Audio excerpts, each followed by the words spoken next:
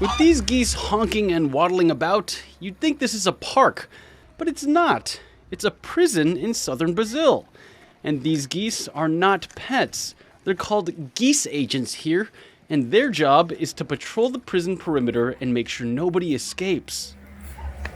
Mas em relação aqui, São Pedro de Alcântara, eu acho que a própria localização, né? A noite é muito silenciosa, até durante o dia, aí, como tu pôde constatar, é um lugar bem silencioso, e à noite mais ainda. E também acho que a logística da unidade, como ela foi feita, né? Como tu pôde comprovar, aí, o espaço e outros fatores favorecem para esse tipo de segurança, no caso do bando de ganso, né? The birds patrol a green space between the prison's interior fence and the main outer wall.